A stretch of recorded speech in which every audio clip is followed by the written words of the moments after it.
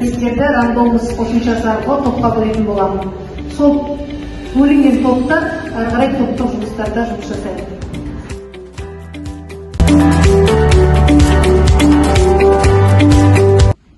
Индустрияландыру жайлы не білесің? Индустрияландырудың ең атақты құрылысы қалай аталады? Осы құрылысқа кімдер қатысты? Бейнебаянды көріп шықтық. Енді осы бейнебаян бойынша не айтар едіңіздер? Не туралы айтылды? Кім бар айтады?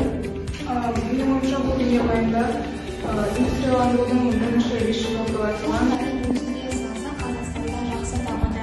Және ауыл шаруашылығы машина өндірісінде ең соңғы технологиялардың Сіздер QR-код арқылы несиелер қосымшасына кіресіздер.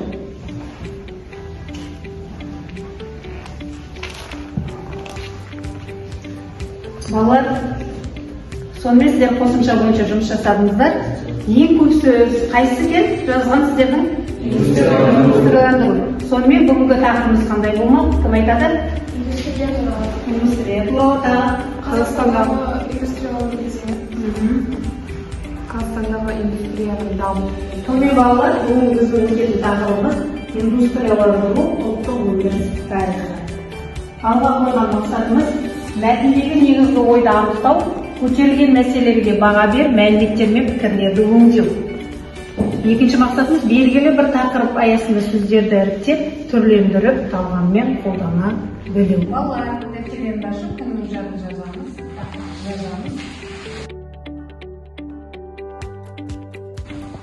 Екінші мәтін қандай стилде жазылған және қандай интонациямен оқыдыңыздар? Бұл мәтін қылықты стилде жазылған. Және баяндау мәтіні болғандықтан түрлі тілге кідіріс жасап, бір қалыпты интонациямен оқып шықты. Жақсы балалар, оқып шықтық, мәтінді түсіндік. Енді жұртта талқылаймыз. Не туралы айтады?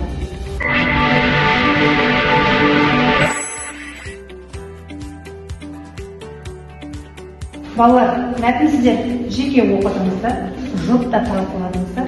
Енді осы мәтін бойынша өз ойларыңызды айтыңыздар.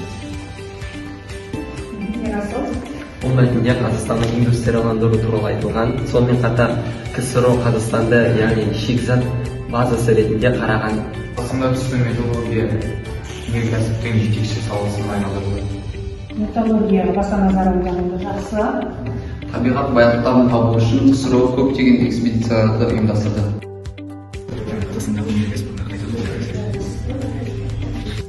Біз бұл мәтінде мынадай көзделгендер қылдық. Біріншісі, индустрияның бірінші бесжылдығында Қазақстан көптеген кен орындарын қайта қалпына келтірді. Дискриптор бойынша бағалайық. Балалар, енді келесі тапсырма, 10-шы тапсырма. 10-шы тапсырмада сіздер Қазақстан картасына келіп, Қазақстанның қай жерде қандай өнеркәсіп дамығандығы туралы өздеріңіз қысқаша баяндап бересіздер. Еліміздің ортасында орналасқан Қарағанды облысының шахталарында көмір өндіріледі. Сіздер білесіздер ме, Қазақстан индустриясына үлес қосқан қандай тұлғалар бар? Қазақстан индустриясына үлес қосқан Қаныш Сәтбаев, Тұрар Рысқұлов, Кеңес. Сіздер тек қазақ тілін ғана оқып қоймайсыздар, сонымен қатар әдебиет қатар жүреді. Осы индустрияға байланысты қандай шығарманы оқып жатырсыздар? Видеосенсекенің Қаныш Сәтбаев атты романын. Онда тапсырма деп қояйын. 15-ші тапсырма, берілген тапсырма. Балалар, енді келесі тапсырма оңалтқыш тапсырма. Сіздерге кері байланыс үшін берілген.